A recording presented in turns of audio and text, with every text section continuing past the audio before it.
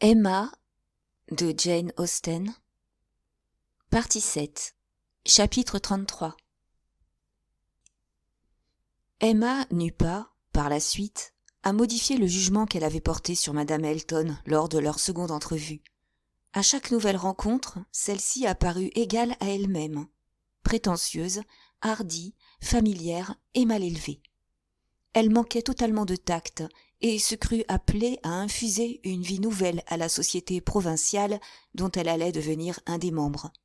Elle s'imaginait de bonne foi que mademoiselle Hawkins avait occupé dans le monde une place considérable et se préparait, comme femme mariée, à jouer un rôle prépondérant. M. Elton semblait partager cette manière de voir.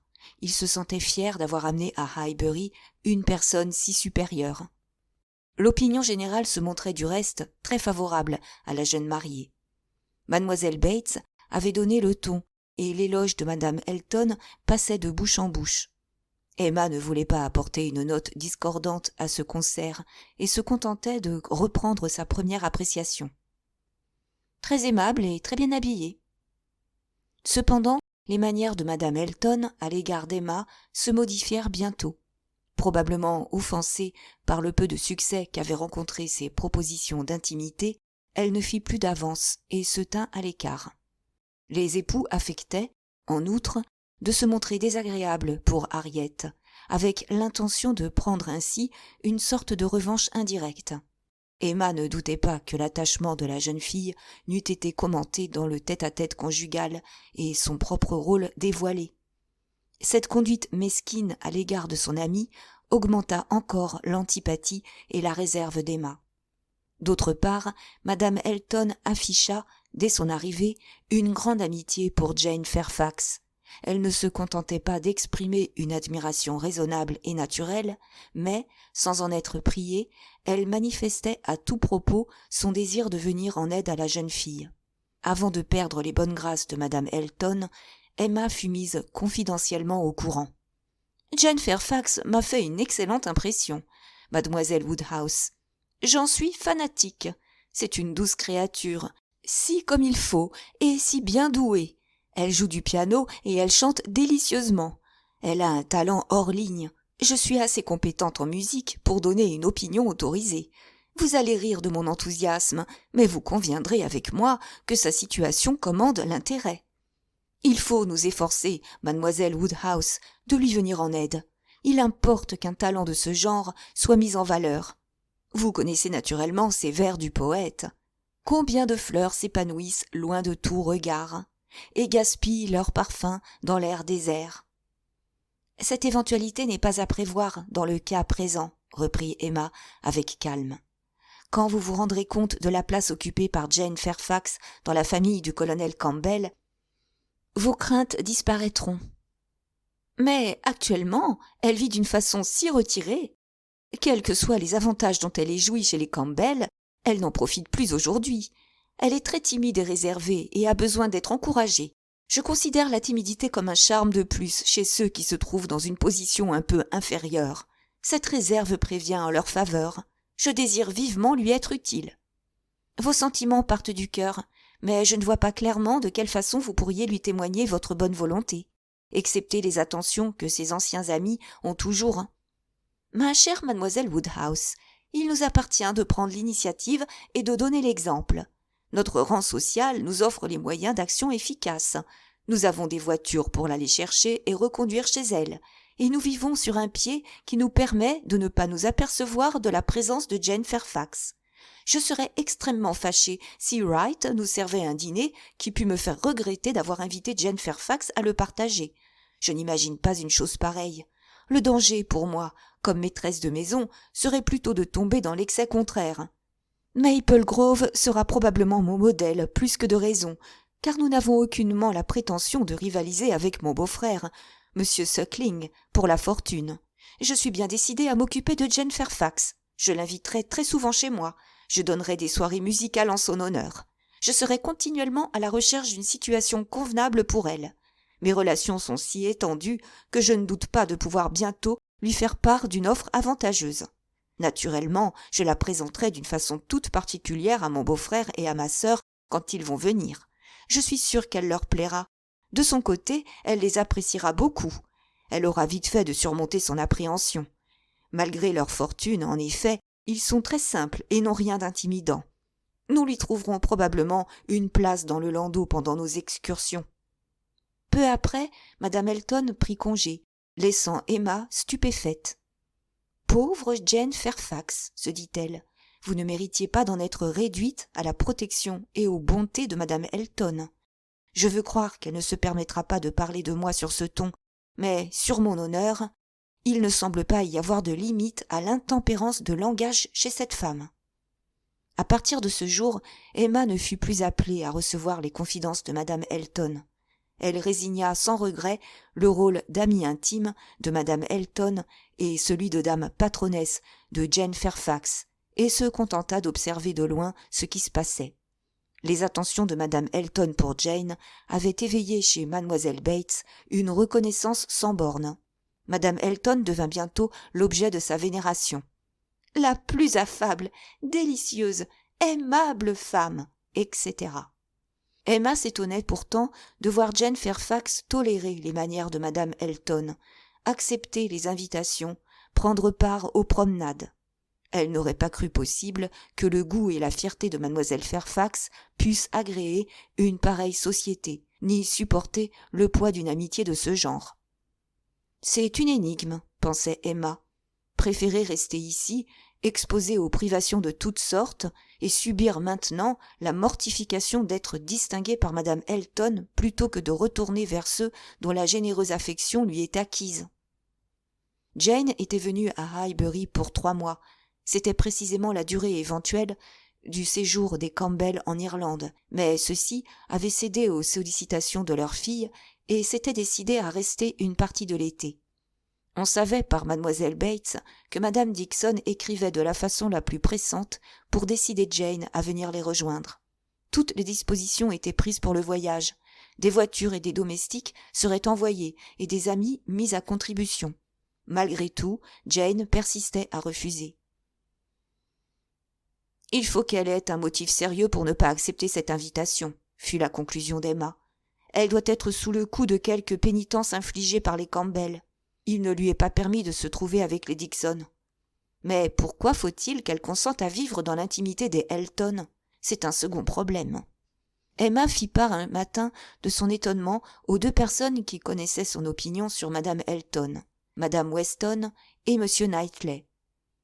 « Elle ne trouve probablement pas grand plaisir au presbytère, ma chère Emma, » répondit Madame Weston. « Cependant, cela vaut mieux que d'être toujours à la maison. Sa tante est une excellente créature, mais comme compagnie habituelle, elle doit être bien fatigante. Il convient de se rappeler le milieu où vit Mademoiselle Fairfax avant de la condamner. »« Vous avez raison, Madame Weston, » dit M. Knightley avec animation. « Mademoiselle Fairfax ne manque ni de discernement ni de goût. Eût-elle été à même d'élire une amie, elle n'aurait certainement pas choisi Madame Elton.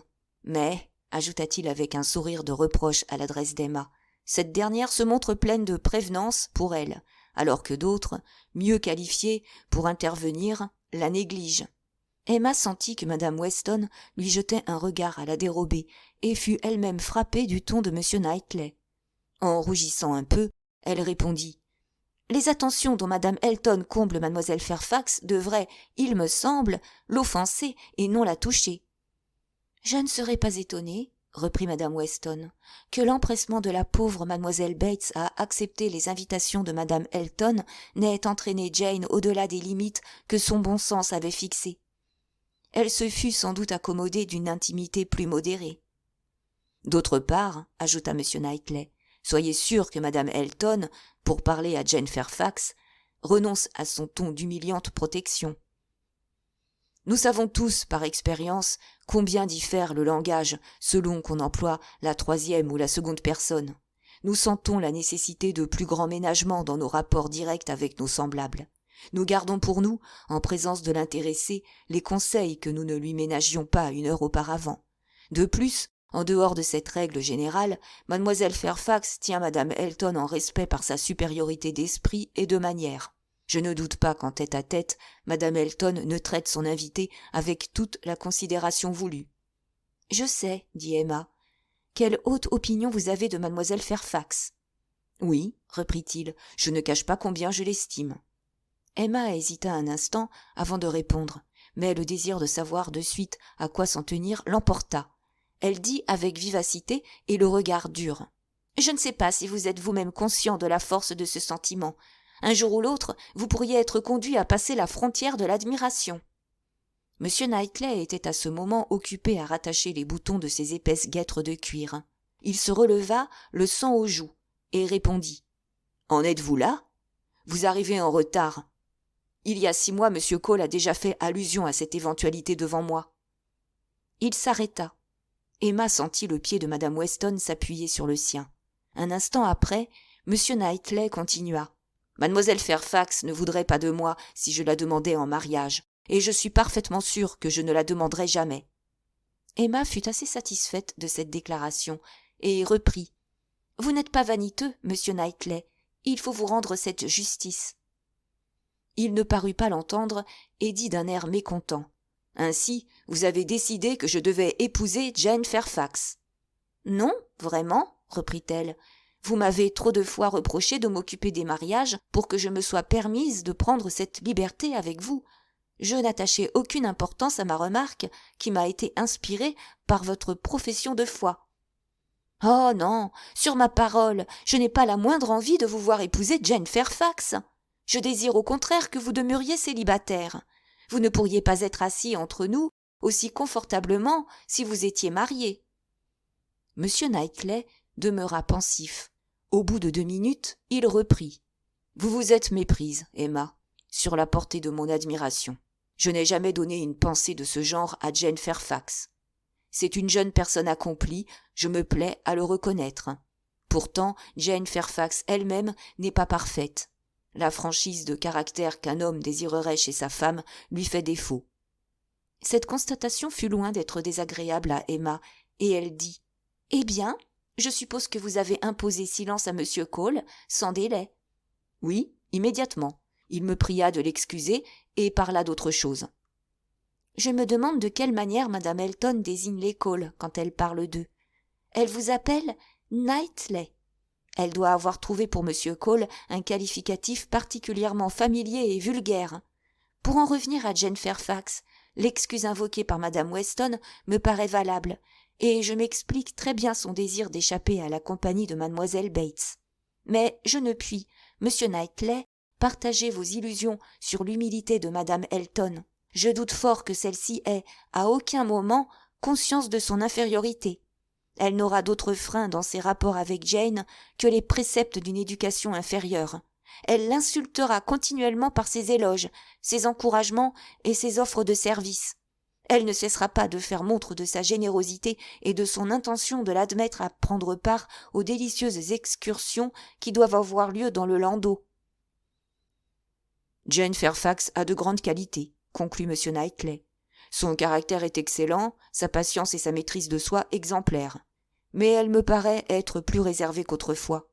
Avant l'allusion de Cole à un autre genre de sentiment, je voyais Jane Fairfax avec plaisir, mais sans aucune arrière-pensée. » M. Knightley se leva alors et prit congé. « Eh bien, Madame Weston, dit Emma triomphalement après le départ de ce dernier, que reste-t-il de votre hypothèse ? À mon avis, ma chère Emma, M. Knightley me paraît être si préoccupé de ne pas être amoureux de Jane Fairfax que je ne serais pas étonnée si, finalement, il le devenait. Ne me battez pas. » Chapitre 34. Tous les amis de M. Elton rivalisaient d'amabilité. Des dîners et des soirées furent organisés à l'occasion de son mariage et les invitations se succédaient. Madame Elton eut bientôt l'agréable appréhension de n'avoir plus une soirée libre. « Je vois, dit-elle, quel genre de vie je suis appelée à mener parmi vous. Sur ma parole, nous semblons être tout à fait à la mode. De lundi prochain à samedi, toutes nos soirées sont prises. Dans ces conditions, l'existence à la campagne n'a rien de terrible.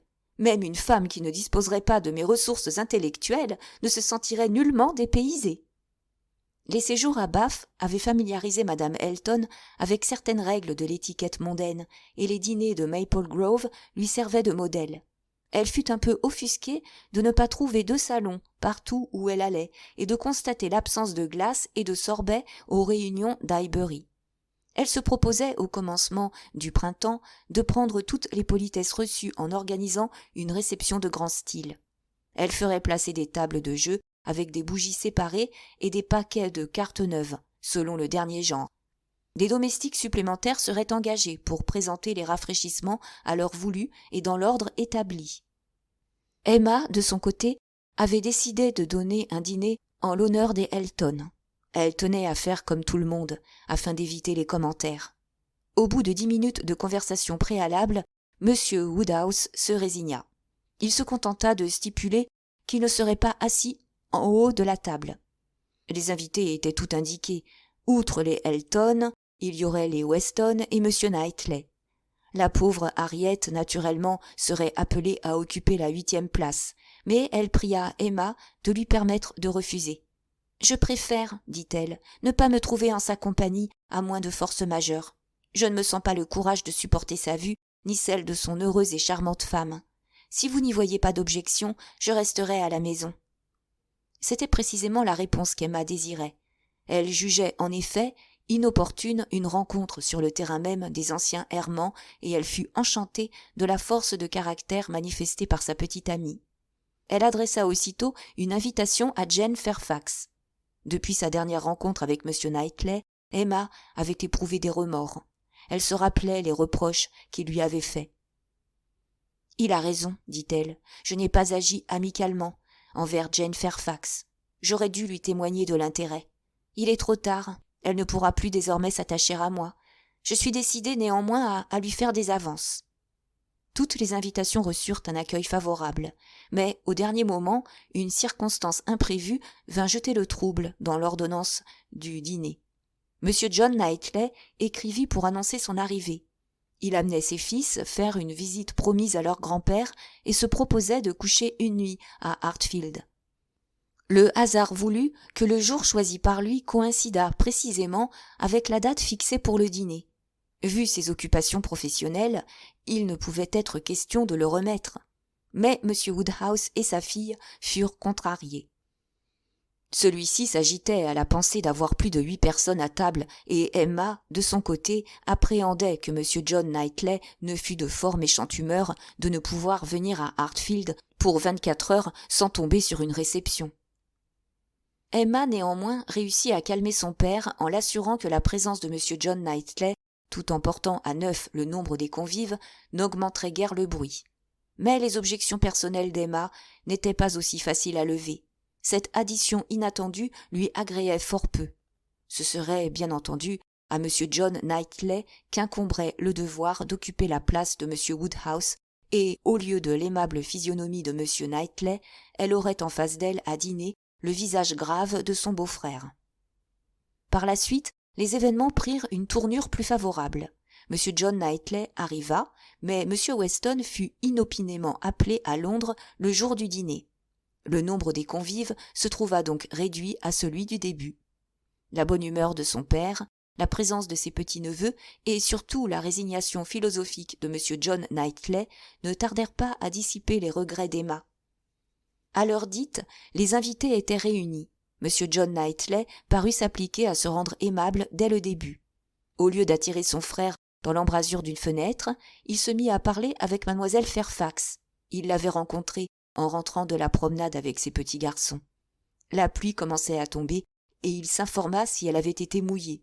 « J'espère, dit-il, que vous ne vous êtes pas aventurée loin, mademoiselle Fairfax, ce matin. Vous êtes sans doute retournée sur vos pas. » « Je n'ai été qu'à la poste, dit-elle, et je suis rentrée avant l'averse. C'est ma course quotidienne. Je vais toujours chercher les lettres quand je suis ici. J'ai ainsi une raison pour sortir.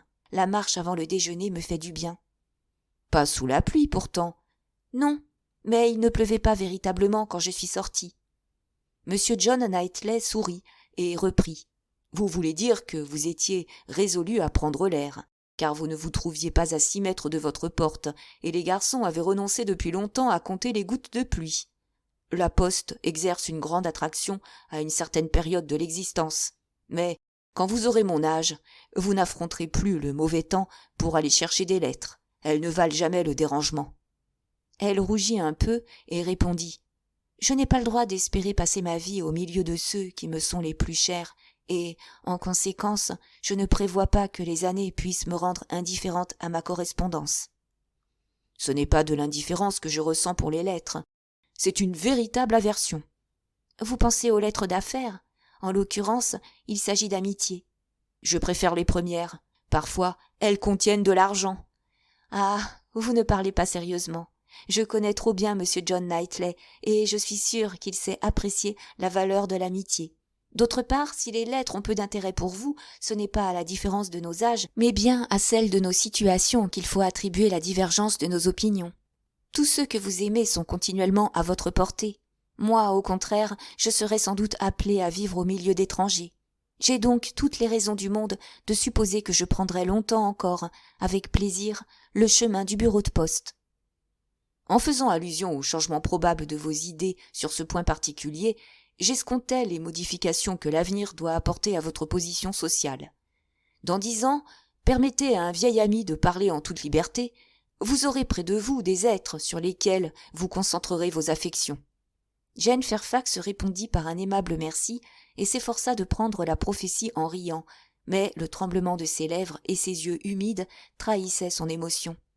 À ce moment, M. Woodhouse s'approcha d'elle, après avoir, selon son habitude, fait le tour du salon.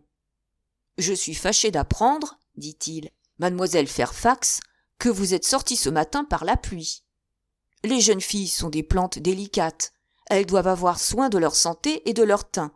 Ma chère, avez-vous changé vos bas ? » « Oui, monsieur, immédiatement. Je vous suis très reconnaissante de votre aimable sollicitude. » « Ma chère mademoiselle Fairfax, comment ne prendrait-on intérêt à une aussi gracieuse personne ?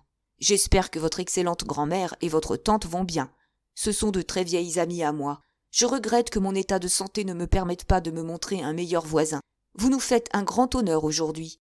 Ma fille et moi sommes tous deux très heureux de vous voir à Hartfield. » Son devoir accompli, l'affable vieillard reprit sa place, avec le sentiment de s'être efforcé de mettre toutes les dames à leur aise. Peu après, l'histoire de la promenade arriva aux oreilles de madame Elton, et celle-ci commença aussitôt ses remontrances. « Ma chère Jane, qu'est-ce que j'entends ? Vous avez été à la poste par la pluie ? Comment avez-vous pu faire une si grave imprudence ?» Jane donna très patiemment l'assurance qu'elle n'avait pas pris froid. « Ce n'est pas une excuse. Madame Weston, avez-vous jamais entendu parler d'une pareille conduite ? Il nous faut absolument intervenir, vous et moi, d'autorité. »« Je suis tentée de donner mon avis à mon tour, » dit madame Weston avec bonté. « Sujette comme vous l'êtes, mademoiselle Fairfax, à attraper de gros rhumes, vous devriez être particulièrement prudente à cette saison de l'année. Il vaudrait mieux attendre 1 heure ou 2, ou même une demi-journée, pour vos lettres, que de vous exposer à prendre froid. Vous êtes beaucoup trop raisonnable pour courir ce risque une seconde fois. »« Oh, elle ne recommencera pas, » reprit madame Elton. « J'ai trouvé une solution. L'homme qui va chercher nos lettres tous les matins, c'est un de nos domestiques, mais je ne me rappelle pas son nom, demandera les siennes et les lui apportera. De cette façon, toutes les difficultés seront aplanies. Vous n'aurez pas du scrupule, je pense, ma chère Jane, à accepter ce petit service venant de moi. »« Vous êtes extrêmement bonne, » répondit Jane, « mais je ne puis pas renoncer à ma promenade du matin. Il m'est ordonné de sortir le plus possible. Le bureau de poste est un but de promenade. Du reste, il pleut rarement. »« Ma chère Jane, n'en parlons plus. La chose est décidée, sous réserve pourtant de mon seigneur et maître. Madame Weston, vous et moi, n'est-il pas vrai ? Sommes tenus à une certaine circonspection, mais je me flatte, ma chère Jane, que mon influence n'est pas tout à fait nulle. »« Excusez-moi, » reprit Jane, « mais je ne puis en aucune façon souscrire à un arrangement qui causerait une perte de temps aussi inutile à votre valet de pied. Si cette commission n'était pas un plaisir pour moi, rien ne serait plus facile que de la confier, comme cela a lieu pendant mon absence, à la domestique de ma grand-mère. »« Mais, ma chère, Patty est si occupée. Donner de l'ouvrage à nos domestiques, c'est, au contraire, faire œuvre pie. » La résolution de Jane ne paraissait nullement ébranlée, mais au lieu de répondre, elle se tourna vers John Knightley et reprit l'entretien interrompu. La poste est une merveilleuse institution, dit-elle. Quelle régularité et quelle rapidité! On reste confondu à la pensée des multiples services qui lui incombent et dont elle se décharge à notre satisfaction. Certainement, tout est fort bien réglé. Parmi les innombrables lettres qui circulent dans le royaume, fort peu prennent une fausse direction, et peut-être pas une, sur 1 million, ne se perd. C'est d'autant plus surprenant que les suscriptions informes ou peu lisibles abondent. L'habitude facilite la tâche des employés. À dire vrai, ils sont payés pour être perspicaces, c'est le secret de leur compétence. Le public fait les frais et entend être bien servi. À ce moment, la conversation devint générale et le sujet des différentes écritures fut discuté.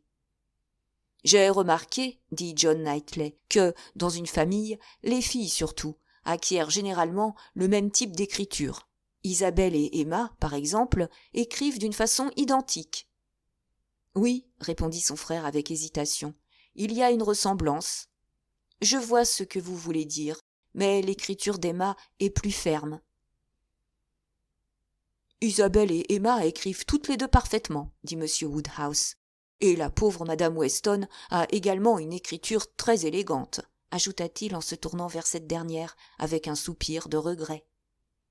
Pour ma part, commença Emma, je n'ai jamais vu une écriture d'homme. Ce discours était adressé à Madame Weston, mais celle-ci était occupée à parler à son voisin, et Emma dut interrompre sa phrase. Pendant cette pause, elle eut le temps de réfléchir. « Allons, pensa-t-elle, voici l'occasion de mettre Frank Churchill sur la sellette. Suis-je capable de prononcer son nom simplement, devant tout le monde?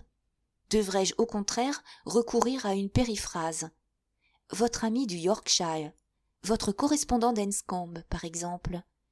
J'agirais ainsi, je crois, si mon cœur était en jeu, mais ce n'est pas le cas, car je n'éprouve pas la moindre gêne. » Aussitôt que Madame Weston eut retrouvé sa liberté, Emma reprit. « Monsieur Frank Churchill a une des plus belles écritures masculines que je connaisse. »« Je ne l'admire pas, » repartit M. Knightley. « Elle est trop menue, presque féminine. » Emma, ni Madame Weston, ne voulurent admettre cette condamnation. La première répondit. « À mon avis, l'écriture en question ne manque aucunement de force. Elle est fine, mais très nette et d'une jolie allure. Si nous étions dans l'autre salon où se trouve mon bureau, je pourrais fournir un spécimen à l'appui de mon dire. J'ai une lettre écrite de la main de M. Frank Churchill. Ne vous rappelez-vous pas, Madame Weston, vous être un jour servi de lui comme secrétaire? Dites plutôt que Frank a tenu à prendre cette qualité. Quoi qu'il en soit, j'ai la lettre et je la montrerai après dîner pour convaincre M. Knightley. C'est là un document qui me paraît peu probant, reprit sèchement M. Knightley. Le jeune homme a dû apporter à la rédaction du billet qui vous était destiné un soin particulier. Dans cette condition, toute spontanéité disparaît et l'interprétation graphique ne peut donner aucun résultat. Le dîner fut annoncé. Madame Elton se leva aussitôt et, sans laisser à M. Woodhouse le temps de s'approcher d'elle pour lui demander l'autorisation de la conduire dans la salle à manger, elle dit « Dois-je marcher la première ? Je suis honteuse de toujours montrer le chemin. » L'inébranlable résolution avec laquelle Jane Fairfax avait défendu sa prérogative d'aller elle-même chercher ses lettres à la poste n'avait pas échappé à Emma. Celle-ci aurait voulu savoir si la promenade du matin avait eu un résultat. Il lui semblait probable en effet que le mauvais temps n'aurait pas été si délibérément affronté sans la certitude de trouver une lettre attendue avec impatience. Cette supposition se trouvait confirmée par l'apparence de Jane. La physionomie de la jeune fille respirait la satisfaction. Son teint éblouissant témoignait d'une santé raffermie, son humeur enjouée d'une animation exceptionnelle. Emma aurait pu, pour s'éclairer, demander au moment opportun quelques informations concernant le service de la malle d'Irlande. La question lui brûlait les lèvres, mais elle avait fait l'effort de garder le silence. Pour passer dans la salle à manger, les deux jeunes filles fermèrent la marche en se donnant le bras, avec un semblant de cordialité qui seyait à merveille à leur beauté respective. Chapitre 35. Quand les dames rentrèrent au salon, après dîner, Emma s'aperçut qu'il était presque impossible d'empêcher la formation de deux groupes distincts. tant madame Elton apportait de persévérance à se montrer mal élevée en se consacrant à Jane Fairfax. Celle-ci s'efforçait, mais en vain, d'échapper à cet accaparement. Il ne restait à Emma et à madame Weston d'autre alternative que de causer entre elles ou de se taire. Pendant ce temps, madame Elton entretenait mademoiselle Fairfax à voix basse, pas assez basse néanmoins pour empêcher Emma d'entendre les principaux points de leur conversation. Après une nouvelle allusion au bureau de poste, aux lettres et aux remèdes suggérés par l'amitié, madame Elton aborda un sujet inédit qui ne devait pas du reste être plus agréable à son interlocutrice. « Avez-vous entendu parler, ma chère Jane, d'une situation convenable ? Nous voici déjà en avril. Je commence à être tout à fait préoccupée à votre sujet. Le mois de juin approche. » « Mais je n'ai pas fixé le mois de juin. Je n'ai fait que parler de l'été comme l'époque probable de ma décision. N'avez-vous vraiment aucune indication ? Je n'ai même pas tenté la moindre démarche. Oh, ma chère, nous ne pouvons pas commencer trop tôt nos investigations. Vous ne vous rendez pas bien compte des difficultés qui nous attendent. Avez-vous pensé aux nombreuses conditions qui doivent se trouver réunies ? Je puis vous donner l'assurance, ma chère madame Elton, que j'ai envisagé le problème sous toutes ses faces. Mais vous ne connaissez pas le monde comme moi. Vous ne savez pas combien il y a de candidates pour les situations de premier ordre. J'en ai eu la preuve pendant un de mes séjours à Maple Grove. Une cousine de madame Suckling, madame Bragg, qui cherchait une gouvernante, reçut une quantité incroyable de demandes. Cette dame, bien entendu, appartient à la meilleure société.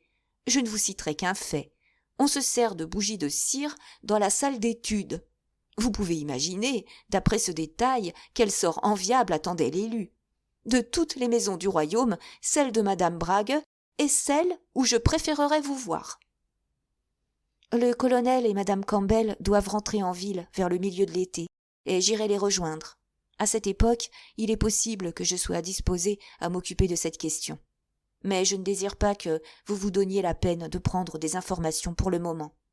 Oui, je connais vos scrupules de discrétion. Pourtant, les Campbell eux-mêmes ne peuvent pas ressentir beaucoup plus d'intérêt pour vous que je n'en éprouve. Je compte écrire à madame Partridge d'ici un jour ou deux et lui donnerai mandat de se tenir continuellement à l'affût et de me mettre au courant. Je vous remercie 1000 fois, mais je préférerais que vous ne fissiez pas allusion à moi. Votre inexpérience m'amuse, ma chère enfant. Une situation comme celle à laquelle vous avez droit ne se rencontre pas tous les jours. Il nous faut dès à présent poser nos premiers jalons. Excusez-moi, madame, mais ce n'est en aucune façon mon intention. Je ne veux rien faire moi-même et je souhaite que mes amis observent la même réserve. Le moment venu, je ne crains pas de rester longtemps inoccupée. Il y a à Londres des bureaux de placement où les offres et les demandes sont centralisées. On vend là, je ne dirai pas la chair, mais l'intelligence humaine. Ah, Jane, vous me choquez tout à fait. Si votre intention est de critiquer la traite des Noirs, je puis vous assurer que M. Suckling a toujours été plutôt partisan de l'abolition. Je ne pensais pas à l'esclavage, reprit Jane, mais seulement au commerce des gouvernantes. Je ne voudrais pas établir de comparaison entre les deux trafics. Du moins en ce qui concerne le degré de culpabilité des tenanciers, mais je ne sais trop dans quelle catégorie les victimes sont le plus à plaindre. En somme, je voulais simplement dire qu'il y a des agences où je trouverai tous les renseignements utiles. « Je sais combien vous êtes modeste, » reprit madame Elton. « Aussi appartient-il à vos amis de vous maintenir à votre rang. Vous ne pouvez frayer qu'avec des gens du monde, ayant les moyens de s'entourer de toutes les élégances de la vie.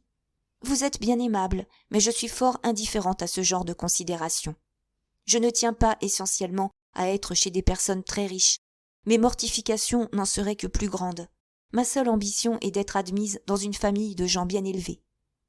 Je ne me déclarerai pas aussi facilement satisfaite, et j'en suis sûre que les excellents Campbell seront de mon côté. Vos talents vous donnent le droit de prétendre à un emploi de premier ordre. Vos connaissances en musique, seules, vous permettraient de dicter vos conditions. Vous devez avoir plusieurs chambres à votre disposition et garder la latitude de prendre part à la vie de famille dans la mesure que vous jugerez agréable. Pourtant, je ne suis pas sûre. Si vous saviez toucher de la harpe, vous pourriez tout exiger. Mais d'autre part, la perfection de votre chant compensera cette lacune. Je vous prédis que vous obtiendrez bientôt un établissement conforme à votre mérite et présentant toutes les garanties d'honorabilité, de confort, d'agrément. Les Campbell et moi n'aurons de repos qu'à ce prix. Ne croyez-vous pas, ma chère madame Elton, que dans les proportions du mélange, la dose d'agrément se trouvera singulièrement réduite? Je vous suis très reconnaissante néanmoins, mais je désire que rien ne soit tenté avant l'été. Pour 2 ou 3 mois encore, je resterai indépendante dans la maison de ma grand-mère à Highbury. Et moi, je suis décidée à me servir de mes amis afin de ne laisser échapper aucune occasion à votre avantage. L'apparition de M. Woodhouse dans le salon interrompit les assurances de Mme Elton et fournit à sa vanité un nouvel aliment. « Voici cet aimable vieux beau, reprit-elle. Il me plaît infiniment. J'admire sa politesse surannée. Je préfère de beaucoup la courtoisie d'autrefois au sans-gêne moderne. Il m'a tenu pendant le dîner les propos les plus galants. Il me semble que je suis en passe de devenir une de ses préférées. Il a remarqué ma robe. Comment la trouvez-vous? C'est Célina qui l'a choisie. Certainement, elle est très jolie, mais elle me paraît un peu surchargée. J'ai pourtant horreur de toute élégance outrée. Je suis forcée, en ce moment, de m'habiller avec une certaine recherche afin de ne pas désappointer l'attente générale. Une nouvelle mariée doit en avoir l'allure, mais mon goût naturel me porte à la simplicité. J'ai idée de mettre une garniture de ce genre à ma robe de popeline blanche et argent. Approuvez-vous cette innovation? Tous les convives se trouvaient à peine réunis de nouveau dans le salon quand M. Weston apparut, l'air dispos et de bonne humeur. En arrivant à Randalls, il avait dîné, puis s'était mis en route aussitôt. La plupart des personnes présentes s'attendaient à sa venue, et il fut accueilli de la façon la plus cordiale. Seul M. John Knightley fut stupéfait en voyant entrer M. Weston. Il ne pouvait s'expliquer qu'un homme, après avoir passé la journée en ville, à s'occuper d'affaires, pût, à peine de retour, sortir de nouveau pour aller dans le monde. Est-il possible, se disait-il, de faire une demi-lieue simplement pour se retrouver avec quelques personnes quand on est en mouvement depuis 7 heures du matin? Si encore M. Weston venait chercher sa femme pour la ramener de suite à la maison, ce dérangement aurait une raison d'être, mais sa présence, au lieu de rompre la réunion, aura sans doute pour effet de la prolonger. Pendant ce temps, M. Weston, ne soupçonnant nullement l'indignation qu'il provoquait, usait du droit que lui conférait son absence d'un jour et tenait le dé de la conversation. Après avoir répondu aux interrogations de sa femme concernant son dîner et lui avoir donné l'assurance que les domestiques avaient scrupuleusement exécuté les ordres reçus, il communiqua les nouvelles d'intérêt général. Puis il ajouta, en s'adressant à Madame Weston, « Voici une lettre de Frank pour vous. Elle m'a été remise en chemin et j'ai pris la liberté de l'ouvrir. Lisez-la, elle est très courte. Donnez-en communication à Emma. » Les 2 femmes parcoururent rapidement la lettre. M. Weston se tenait debout devant elles et continuait à leur parler en élevant suffisamment la voix pour être entendu de tout le monde. « Ce sont de bonnes nouvelles, n'est-il pas vrai? Anne, ma chère, vous ne vouliez pas me croire quand je prévoyais son retour prochain. Du moment que Madame Churchill a le désir de venir à Londres, elle mettra son projet à exécution sans délai. Ils ne tarderont pas à arriver, et nous aurons Frank à notre portée. Il passera la moitié de son temps avec nous. Je ne pouvais désirer rien de mieux. Naturellement, la maladie de Madame Churchill n'existait que dans son imagination. Avez-vous fini? Serrez la lettre. Nous en parlerons plus tard. » Madame Weston fut tout à fait satisfaite. Ses félicitations furent sincères et abondantes. Mais Emma ne put pas parler si facilement.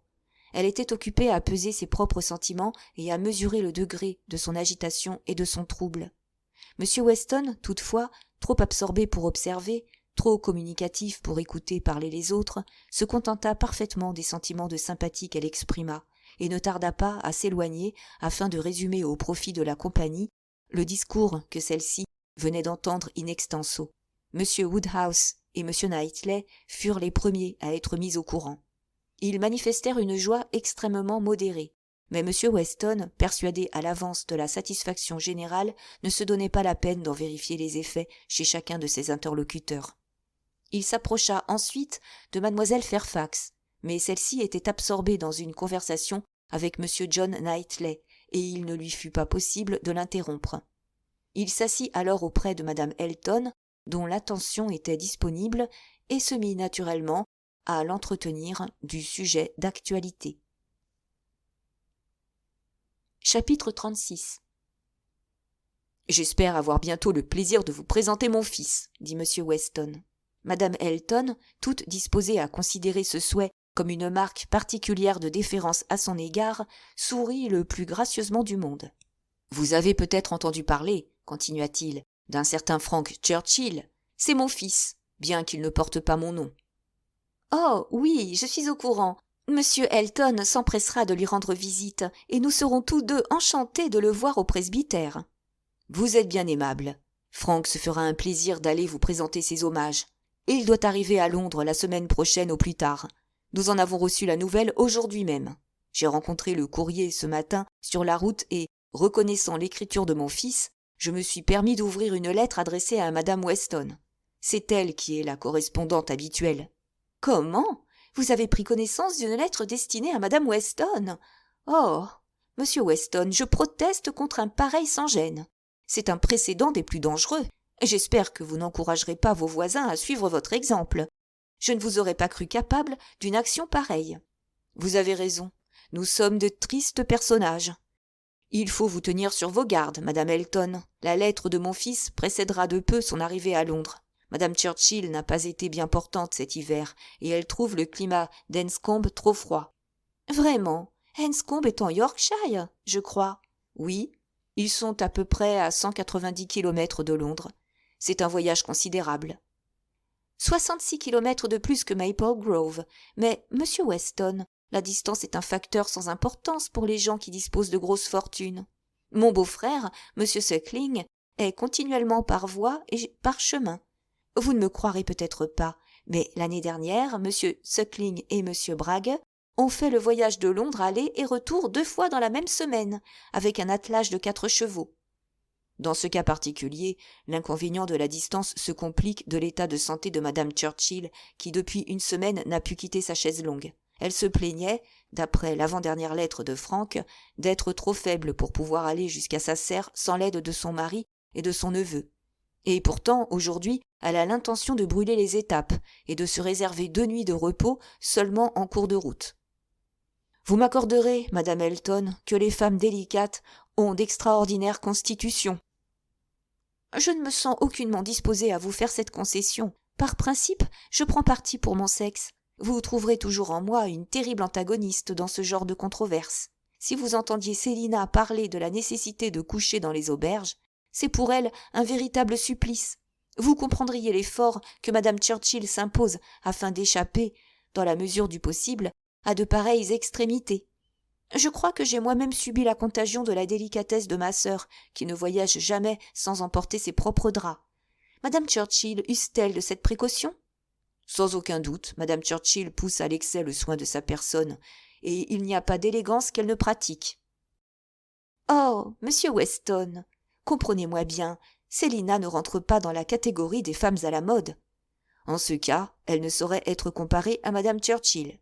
Celle-ci est la femme la plus raffinée qu'on puisse imaginer. En constatant le succès de ces dénégations, madame Elton commençait à regretter d'avoir protesté si vivement. Elle cherchait le moyen de se rétracter, quand M. Weston continua. Madame Churchill n'est pas particulièrement dans mes bonnes grâces, soit dit entre nous. Mais elle aime beaucoup Frank, et par conséquent, je ne voudrais pas dire du mal d'elle. De plus, actuellement, elle est malade. Il est vrai qu'à l'entendre, c'est là son état habituel. Pour ma part, je n'ai pas foi dans les maladies de madame Churchill. Si elle est vraiment malade, pourquoi ne pas aller à Bath ou à Clifton ? Elle se figure maintenant que le climat du Yorkshire lui est contraire, mais en réalité, elle s'ennuie, étant demeurée 1 an de suite à Enscombe. La propriété est très belle, mais isolée. Dans le genre de Maple Grove, je suppose. On a la sensation d'être séparé du monde. D'immenses plantations s'étendent alentour. Probablement madame Churchill n'a ni la santé ni l'animation qui permettent à Célina de trouver du charme à ce genre de réclusion. Ou peut-être n'a-t-elle pas en elle-même des ressources suffisantes pour la vie de campagne. Une femme ne saurait en avoir trop, et je suis heureuse d'être si bien partagée sous ce rapport et de me sentir indépendante du monde. Frank a déjà passé 15 jours avec nous au mois de février. Je le sais, il trouvera la société d'Highbury augmentée d'une unité, si je ne suis pas trop présomptueuse dans mes évaluations. Mais peut-être ignore-t-il l'existence d'une madame Elton. Cet appel à un compliment était trop direct pour pouvoir être négligé, et M. Weston répondit immédiatement de fort bonne grâce. « Ma chère madame, il n'y a que vous au monde pour imaginer une chose pareille. J'ai d'excellentes raisons de croire que les dernières lettres de madame Weston sont pleines de détails vous concernant. Quand Frank nous a quittés, continua-t-il, la date de son retour demeurait tout à fait incertaine. Il n'osait rien affirmer, et madame Weston se montrait très pessimiste. Comment, disait-elle, pouvait-on supposer que son oncle et sa tante consentiraient à se séparer de leur neveu une seconde fois, etc. Pour ma part, je n'ai jamais douté qu'au bout de peu de temps, les circonstances ne rendissent possible un nouveau déplacement, et mes prévisions, vous le voyez, se sont réalisées. J'ai souvent observé, madame Elton, que si les choses ne marchent pas à notre gré pendant un mois, elles reprennent invariablement un cours favorable le mois suivant. Je partage votre avis, monsieur Weston. C'est précisément ce que je disais à un certain monsieur de ma connaissance au temps de nos fiançailles. À un moment donné, diverses formalités ayant traîné en longueur, il assurait que, dans ces conditions, je ne serais pas en mesure de revêtir la tunique safran de l'hymen avant la fin de mai. Que d'éloquence j'ai dû déployer pour dissiper ses idées tristes et lui faire envisager l'avenir sous un meilleur jour. Nous avons eu ensuite des désappointements au sujet de la voiture. Un matin, je me souviens, il m'arriva tout à fait découragé. Une légère quinte de toux força madame Elton à s'arrêter, et M. Weston en profita pour reprendre aussitôt le fil de son propre discours. Vous parliez du mois de mai. C'est celui que madame Churchill a décidé de passer à Londres. Nous avons donc l'agréable perspective de recevoir de fréquentes visites de Frank pendant la belle saison. Si j'avais été consulté, j'aurais choisi sans hésiter cette époque de l'année.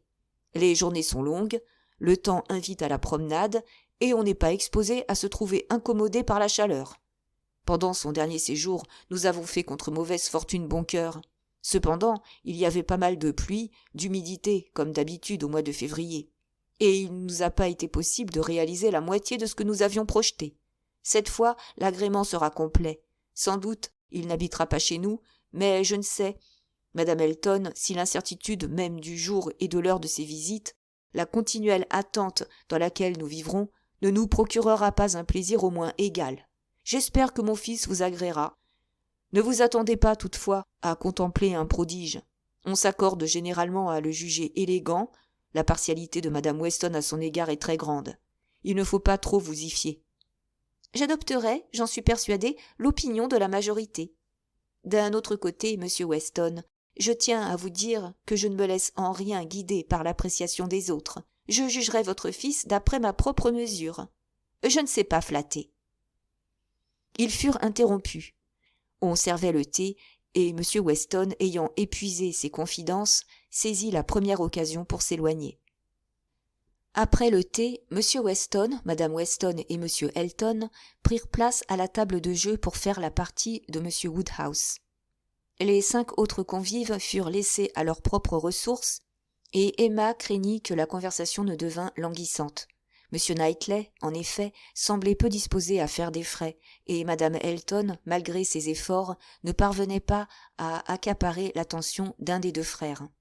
Finalement, M. John Knightley, qui devait partir le lendemain de bonne heure, fit preuve de bonne volonté et dit « Eh bien, Emma, je ne vois pas grand-chose à ajouter concernant les garçons, mais vous avez la lettre de votre sœur et vous y trouverez, sans aucun doute, des instructions détaillées. Mes recommandations seront beaucoup plus brèves et probablement assez différentes. Elles se réduisent à ceci. Ne les gâtez pas et ne les droguez pas. » « J'espère vous satisfaire l'un et l'autre, » répondit Emma. « Je ferai tous mes efforts pour les rendre heureux, selon le vœu d'Isabelle. D'autre part, le bonheur exclut naturellement l'indulgence excessive et les remèdes. Si vous les trouvez encombrants, vous n'aurez qu'à me les renvoyer. Vous n'envisagez pas sérieusement, je suppose, cette possibilité. Mais si, ils feront peut-être trop de bruit et fatigueront votre père. Ils peuvent même vous devenir à charge à vous-même, pour peu que vos engagements mondains continuent à suivre une progression ascendante. Comment l'entendez-vous ? Vous devez vous rendre compte que, depuis 6 mois, votre train de vie s'est beaucoup modifié. Je ne m'en suis jamais aperçue. Moi, pourtant, j'en ai eu la preuve. Je viens passer une journée à Hartfield et je tombe sur un dîner. Votre voisinage augmente et vos connaissances s'étendent. Voici 2 mois que chacune de vos lettres, à Isabelle, contient le récit de quelque fête. Dîner chez M. Cole ou bal à la Couronne. Du reste, depuis l'installation des Weston à Randalls, votre manière de vivre a subi un grand changement. Oui, reprit vivement son frère, c'est Randalls qui est la cause de tout. S'il en est ainsi, comme l'influence des Randalls ne diminuera pas, je suis en droit de supposer qu'Henry et John pourront devenir une gêne. Dans ce cas, je vous en prie, expédiez-les-moi. Non, reprit M. Knightley, ce n'est pas une conséquence nécessaire. Qu'on les conduise à Donwell. Moi, j'ai toujours du loisir. Sur ma parole, monsieur Knightley, s'écria Emma, vous m'amusez vraiment. Je voudrais bien connaître les fêtes auxquelles je prends part sans que vous y soyez conviés de votre côté. Ces extraordinaires invitations se réduisent du reste à un dîner chez les Cole et à l'élaboration d'un bal qui n'a jamais eu lieu. Je ne suis pas étonnée que votre frère, ayant par hasard rencontré à Hartfield, au cours d'un voyage de 24 heures, nombreuses compagnies, ait trouvé dans cette coïncidence matière à réflexion et à critique. Mais vous, monsieur Knightley, qui savez combien rarement je m'absente plus de 2 heures d'Hartfield, comment pouvez-vous prétendre que je passe ma vie dans les plaisirs? Quant à mes chers petits-neveux, si la tante Emma n'a pas de temps à leur consacrer, je ne sais ce qu'il adviendra d'eux. L'oncle Knightley, en effet, est dehors la plus grande partie de la journée, et quand il est chez lui, il s'absorbe dans ses lectures et dans ses contes. La répartie d'Emma faillit dérider M. Knightley, mais il s'efforça de conserver un air grave. Il y réussit sans peine grâce à l'intervention de Madame Elton, qui, à ce moment précis, se pencha vers lui pour entamer une conversation. Chapitre 37. Quelques instants de réflexion suffirent à Emma pour la tranquilliser sur la nature de l'agitation que lui avait causée la nouvelle de l'arrivée de Frank Churchill. Son trouble ne provenait pas de l'état de son propre cœur, mais bien de l'appréhension qu'elle ressentait touchant les sentiments du jeune homme. Celui-ci reviendrait-il aussi amoureux? Si une absence de 2 mois n'avait pas diminué cet attachement, Emma se rendait compte les dangers que courait son repos. Elle espérait néanmoins, grâce à une attitude d'extrême réserve, éviter une déclaration formelle. Ce serait une si pénible conclusion à leur relation. Emma fut bientôt à même de se former une opinion. Frank Churchill ne tarda pas, en effet, à venir faire une première et brève visite. Il ne pouvait disposer que de 2 heures. De Randalls, il se rendit directement à Hartfield, et Emma put l'observer tout à son aise. Il parut très heureux de la revoir, mais elle eut l'impression immédiate qu'il revenait moins épris. Il était dans ses meilleurs jours, tout disposé à parler et à rire, et se plut à évoquer les souvenirs de sa dernière visite. Cependant, son calme habituel lui faisait défaut. Il était agité, nerveux, et au bout d'1 quart d'heure, il se leva. « J'ai aperçu, dit-il, un groupe d'amis en traversant Highbury. Je ne me suis pas arrêté, mais j'ai la vanité de croire qu'on serait désappointé si je ne faisais pas une visite. Malgré mon désir de rester plus longtemps à Hartfield, je me vois donc forcée de prendre congé. » Emma fut un peu surprise, mais elle imagina, pour expliquer ce brusque départ, une hypothèse satisfaisante. « Il veut éviter, pensa-t-elle, de se reprendre à mon influence. L'absence et le sentiment de mon indifférence ont fait leur œuvre, mais il ne peut encore surmonter le trouble que ma présence lui cause. » Les jours passèrent sans que Frank Churchill fît une nouvelle apparition. Il avait souvent l'intention de venir, mais au dernier moment, il en était empêché. Sa tante ne pouvait supporter qu'il la quittât. Le séjour de Londres n'avait amélioré en rien l'état nerveux de Madame Churchill. Elle ne pouvait supporter le bruit, ses nerfs étaient perpétuellement irrités. Au cours de sa dernière visite, Frank Churchill avait, du reste, assuré que l'état de sa tante, sans être tout à fait grave, était sérieux. Il se refusait à admettre, malgré les soupçons de son père, que la maladie de Madame Churchill n'eût pas de base réelle. Londres ne lui convenait pas.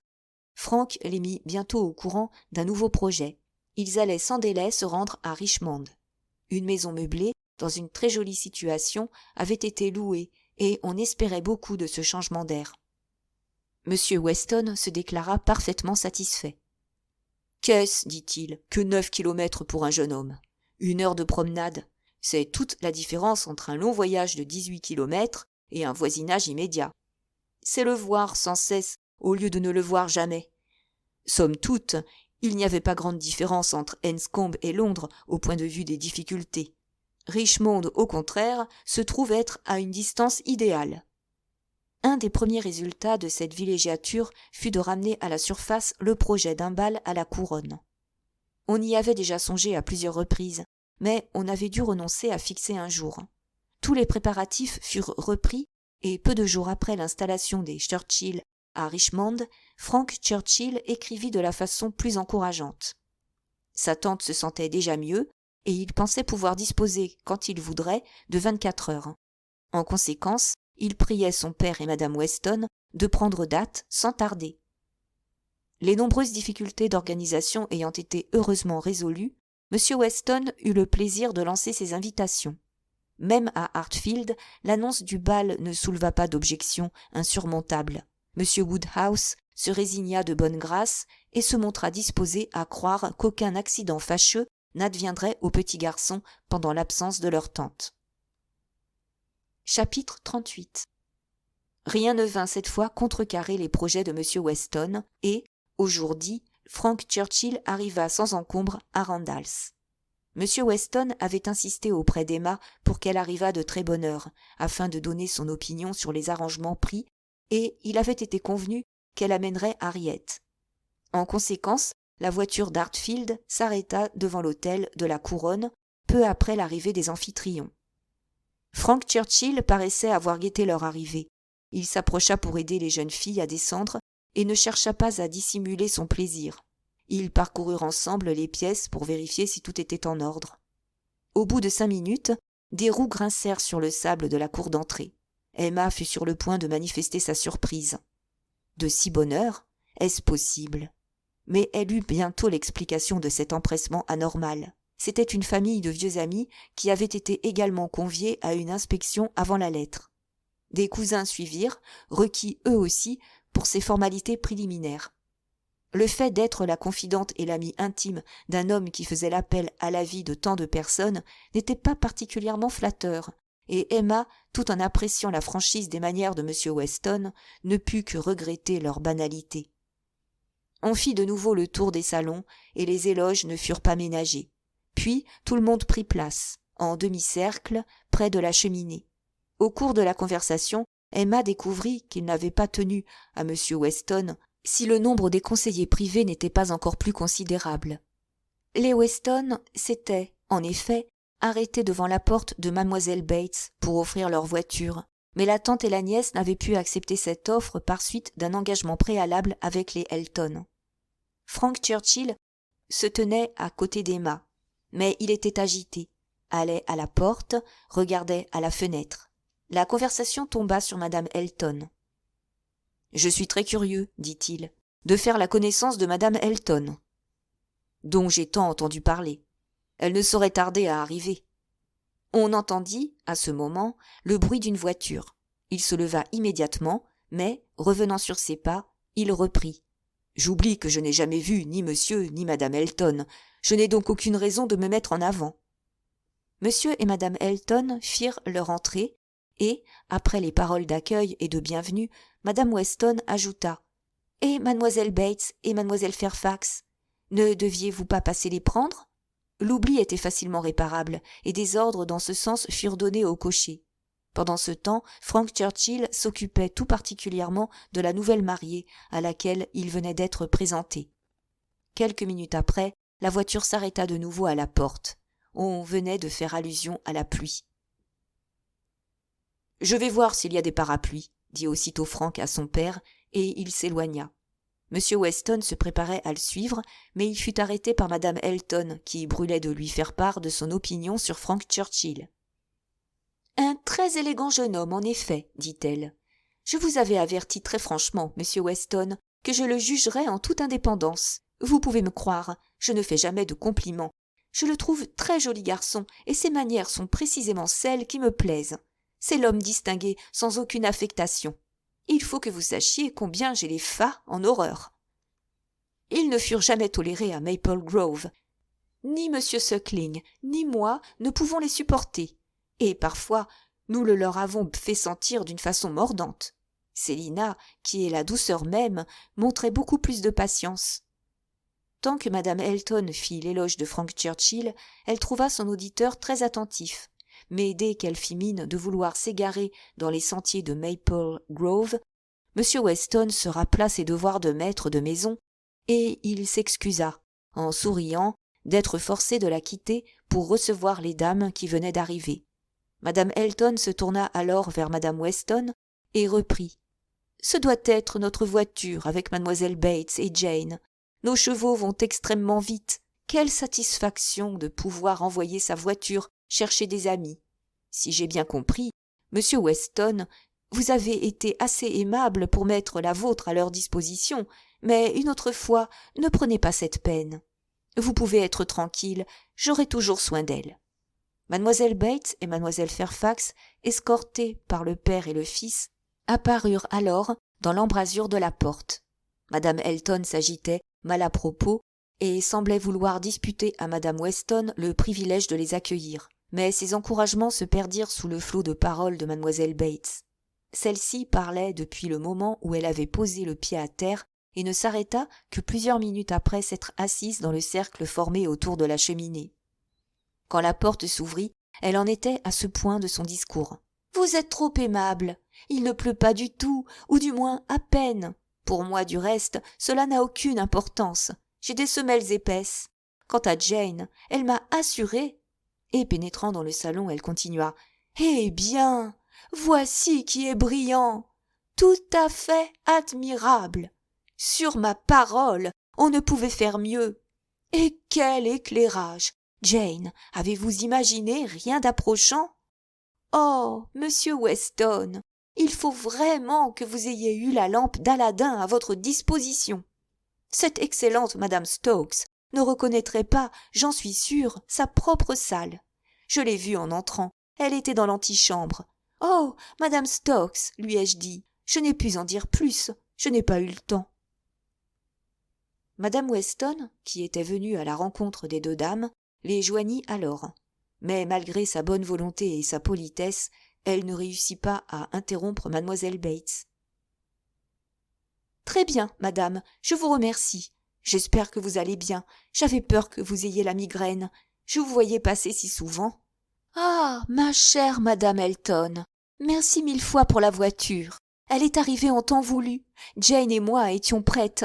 Nous n'avons pas fait attendre les chevaux une minute. Quelle excellente voiture! À ce propos, madame Weston, tous mes remerciements vous sont dus pour votre offre si aimable. Monsieur Elton avait eu la bonté d'écrire à Jane à ce sujet. Sinon, nous aurions été heureuses. Mais deux offres de ce genre en un jour, on n'a jamais vu de pareils voisins. J'ai dit à ma mère, « Sur ma parole, maman, je vous remercie, sa santé est bonne. Elle est chez monsieur Woodhouse. Je lui ai fait prendre son châle, car les soirées sont fraîches. Son grand châle neuf, le cadeau de noces de madame Dixon. Il a été acheté à Weymouth et choisi par madame Dixon. Il y en avait 3 autres, et ils hésitèrent un peu avant de se décider. Le colonel Campbell était d'avis d'en prendre un de couleur olive. Ma chère Jane, êtes-vous bien sûre que vous ne vous êtes pas mouillé les pieds? Il est tombé quelques gouttes, et j'ai toujours peur. Mais M. Frank Churchill a fait preuve d'une extrême courtoisie. On avait du reste étendu un tapis devant la porte. « Oh, monsieur Frank Churchill, vous ai-je dit que les lunettes de ma mère sont toujours en parfait état? La vis n'a pas bougé. Ma mère parle souvent de votre bonne grâce. N'est-ce pas, Jane? Ah, voici mademoiselle Woodhouse. Je vous remercie. Comment trouvez-vous que Jane est coiffée? Vous êtes si compétente. Elle se coiffe toute seule. Elle fait preuve d'une extraordinaire habileté. Aucun coiffeur de Londres, je suis sûre, ne pourrait... Voici le docteur Hughes et madame Hughes. Comment allez-vous? Cette fête est tout à fait délicieuse, n'est-ce pas? Où est ce cher monsieur Richard? Le voilà. Ne le dérangez pas surtout. Son temps est beaucoup mieux employé en conversation avec les jeunes filles. Comment allez-vous tous? Il me semble entendre une autre voiture. probablement celle de ces excellents Cole. Et quel feu magnifique! Je suis rôtie. Non, merci, pas de café. Un peu de thé, s'il vous plaît, monsieur. Tout à l'heure. Je ne suis pas pressée. Comment? On me sert déjà. Tout est excellent. Frank Churchill avait repris sa place auprès d'Emma. Madame Elton et Jane Fairfax étaient assises derrière eux, et Emma ne put s'empêcher d'entendre leur conversation.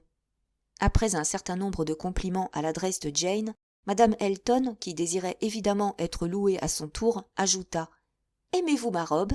Ma garniture? Comment Wright m'a-t-elle coiffée ?» Beaucoup d'autres questions sur le même sujet furent posées, et Jane y répondit avec patience et politesse.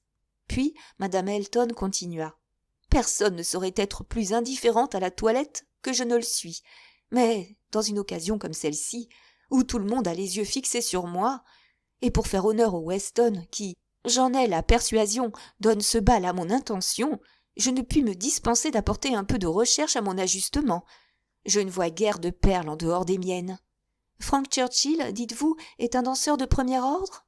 Vous jugerez si nos styles s'accordent. Je le trouve très bien. » À ce moment, Frank se mit à parler avec une extrême volubilité, et Emma se rendit compte qu'il craignait d'entendre son propre éloge. Mais M. Elton s'étant approché, la voix de Mme Elton domina de nouveau. « Vous avez fini par nous découvrir dans notre retraite !» s'écria Mme Elton en s'adressant à son mari. « Je disais justement à Jane que vous deviez vous inquiéter de notre sort. » Frank Churchill sursauta et dit d'un air mécontent. « Jane ? C'est facile à dire, mais je ne pense pas que Mlle Fairfax approuve cette familiarité. » Emma sourit. « Comment ? » murmura-t-elle. « Trouvez-vous Madame Elton ? » ?»« Elle ne me plaît pas. »« Vous êtes un ingrat ? » ?»« Ingrat ? Que voulez-vous dire ? Ne me donnez pas d'explication. Je ne veux pas comprendre votre allusion. Où est mon père ? Il serait temps de commencer à danser. » Il s'éloigna et revint au bout de 5 minutes accompagné de M. et Mme Weston. Ils avaient débattu une question de préséance qu'on venait soumettre à Emma. « Madame Elton s'attend évidemment à ouvrir le bal, » dit Mme Weston. « Nous sommes désappointés, ma chère Emma, de ne pouvoir écouter notre désir de vous donner le pas sur tout le monde. Et, circonstance aggravante, c'est à Frank qu'incombe le devoir d'offrir la main à la nouvelle mariée. » Frank se tourna aussitôt vers Emma pour lui rappeler sa promesse. Il se déclara engagé et son père lui donna son entière approbation. Madame Weston proposa alors que M. Weston lui-même dansât avec Madame Elton, et celui-ci se laissa persuader. En conséquence, Emma dut se résigner à marcher derrière Madame Elton. Cette subordination lui fut d'autant plus sensible qu'elle considérait le bal comme donné en son honneur. Dans cet instant, les avantages conférés par le mariage lui parurent dignes d'être pris en considération. Malgré ce petit accroc, Emma contemplait avec plaisir la longue file de danseurs. Elle chercha des yeux M. Knightley. Celui-ci se tenait dans le groupe des maris et des joueurs de whist, qui faisaient semblant de s'intéresser au bal, en attendant le moment de prendre place aux tables de jeu. Sa haute silhouette se détachait au milieu des formes lourdes des hommes plus âgés dont il était entouré. Il fit quelques pas en avant, et sa démarche aisée prouvait qu'il aurait pu danser avec grâce, s'il avait voulu en prendre la peine. Toutes les fois qu'Emma rencontrait le regard de M. Knightley, elle le forçait à sourire, mais, au repos, sa physionomie était sérieuse. Il semblait observer la jeune fille. Celle-ci, au reste, se soumettait de bonne grâce à cet examen. Sa conduite, en effet, ne pouvait être critiquée, et il n'y avait entre son partenaire et elle aucune apparence de flirt. Emma ne doutait plus que l'attachement de Frank Churchill n'eût considérablement diminué. Le bal suivait son cours. Les attentions incessantes de Madame Weston portaient leurs fruits. Tout le monde paraissait heureux. L'opinion était unanime à proclamer le succès de la fête. Vers le milieu de la soirée, pourtant, un incident attira l'attention d'Emma. Le signal des 2 dernières danses, avant le souper, avait été donné et Harriet restait sans cavalier. Jusqu'alors, le nombre des danseurs et des danseuses s'était parfaitement équilibré, et Emma fut surprise de constater cette anomalie. Elle en eut bientôt l'explication en voyant M. Elton se promener solitairement. Il était évident qu'il ne voulait pas inviter Harriet, et Emma s'attendait, d'un instant à l'autre, à le voir disparaître dans la salle de jeu. Mais il n'entrait pas dans les vues de M. Elton de se dérober. Il vint dans la partie du salon où se trouvaient les personnes assises, marcha de long en large pour bien montrer qu'il n'était pas engagé, s'arrêta même en face de mademoiselle Smith et adressa la parole au voisin de la jeune fille. Emma pouvait observer ce manège, car elle ne dansait pas encore. Madame Weston quitta alors sa place, et s'approchant de M. Elton, elle lui dit « Est-ce que vous ne dansez pas, monsieur Elton ?»« Bien volontiers, répondit-il. Madame Weston, si vous voulez danser avec moi. »« Moi ? Oh non, j'ai une meilleure partenaire pour vous. »« Si madame Gilberte désire danser, je suis tout disposé, mais je ne me considère plus comme un jeune homme à offrir le bras à une ancienne amie. »« Il ne s'agit pas de madame Gilberte, mais il y a une jeune fille que je désirerais beaucoup voir danser. Cette jeune fille, c'est mademoiselle Smith qui n'est pas engagée. »« Mademoiselle Smith ? Je n'avais pas observé. Vous êtes bien aimable, et si je n'étais pas un vieux mari... Je vous prie de m'excuser, madame Weston, je serais heureux de vous obéir en toute autre occurrence, mais j'ai renoncé à la danse. » Madame Weston n'ajouta rien, et Emma, qui avait entendu le dialogue, se rendit compte combien avait dû être grande la surprise et la mortification de son amie. Elle se retourna, et vit M. Elton s'approcher de M. Knightley, et se préparer à une conversation suivie. Elle surprit en même temps des sourires d'intelligence entre lui et sa femme. Elle détourna la tête, tremblant intérieurement et craignant que sa figure ne la trahît. L'instant d'après, un spectacle réconfortant frappa son regard. M. Knightley donnait la main à Harriet Smith pour la conduire au milieu du salon. Jamais elle n'avait été plus surprise et rarement plus heureuse. Elle était trop loin pour parler à M. Knightley, mais à la première opportunité, elle mit toute sa reconnaissance et son plaisir dans un regard et un sourire. Il dansait extrêmement bien, comme elle l'avait supposé. Harriet était triomphante et semblait ne pas toucher terre. M. Elton, étonné et confus, s'était retiré dans la salle de jeu, ne sachant plus quelle contenance tenir. Peu après, le souper fut annoncé et on se prépara à passer dans la salle à manger. Depuis ce moment, jusqu'à celui où elle leva sa cuillère, mademoiselle Bates ne cessa de se faire entendre. « Jane, où êtes-vous ? Voilà votre collet. » Madame Weston vous prie de le mettre, elle a peur des courants d'air dans le couloir. Pourtant, toutes les mesures de précaution ont été prises. Une porte a été clouée et tout a été rembourré. Ma chère Jane, il faut absolument couvrir vos épaules. Monsieur Churchill, vous êtes trop bon. Votre opportune intervention a assuré le succès de mes efforts. Elle est maintenant à l'abri du froid. Oui, ma chère, comme je vous l'avais dit, j'ai couru jusqu'à la maison pour aider grand-mère à se coucher, et me voici de retour. Personne ne s'est aperçu de mon absence. Grand-mère était très bien. Elle a passé une agréable soirée avec M. Woodhouse. Une longue causerie et une émouvante partie de 31. Elle a eu une chance extraordinaire. Elle s'est beaucoup informée de vous, et elle désirait savoir avec qui vous dansiez. « Oh !» dis-je. « Je ne veux pas enlever à Jane le plaisir de vous raconter demain tous les détails elle-même. Quand je suis partie, elle dansait avec M. George Otway. Son premier partenaire fut M. Elton. M. Cox l'invitera peut-être ensuite. »« Mon cher monsieur, vous êtes trop aimable. N'y a-t-il pas une autre dame à qui vous vouliez faire l'honneur d'offrir le bras ? Je puis aller seule. Attendons un instant et laissons passer madame Elton. Comme elle a l'air élégant. Quelle magnifique dentelle. Maintenant nous pouvons suivre derrière la queue de sa robe. C'est tout à fait la reine de la soirée. Nous voici au couloir. Jane, faites attention aux 2 marches. Mais il n'y en a qu'une. C'est curieux, j'étais persuadée du contraire. Je n'ai jamais vu nulle part une décoration d'un style aussi parfait. Des bougies partout. Je vous parlais de grand-mère, Jane. Il y a eu un petit incident à Hartfield. Outre des pommes au four et des biscuits, on avait posé sur la table du souper une délicate fricassée d'asperges avec une garniture de riz de veau. Par malheur, l'excellent M. Woodhouse, ne jugeant pas les asperges suffisamment cuites, a renvoyé le tout. C'est, vous le savez, le mets préféré de grand-mère. Aussi avons-nous décidé de ne parler à personne de cette aventure, de peur que le fait n'arrive aux oreilles de mademoiselle Woodhouse et ne la contrarie. Eh bien, voici des tables servies avec profusion. Je suis émerveillée. Où allons-nous nous asseoir? À l'abri de tout courant d'air à cause de Jane. Ah, vraiment, monsieur Churchill, vous conseillez cette partie de la pièce. Faisons comme vous le désirez. Il vous appartient de commander ici. Ma chère Jane, comment pourrons-nous nous rappeler le nom de tous ces plats pour en donner la liste à grand-mère? Il y a aussi du potage. On n'aurait pas dû me servir déjà, mais le fumet est si fin que je ne puis m'empêcher de commencer. Emma ne trouva pas l'occasion de parler à M. Knightley pendant le souper. Mais dès que les invités furent de nouveau réunis dans la salle de bal, les yeux de la jeune fille l'appelèrent irrésistiblement. Et il vint s'asseoir auprès d'elle.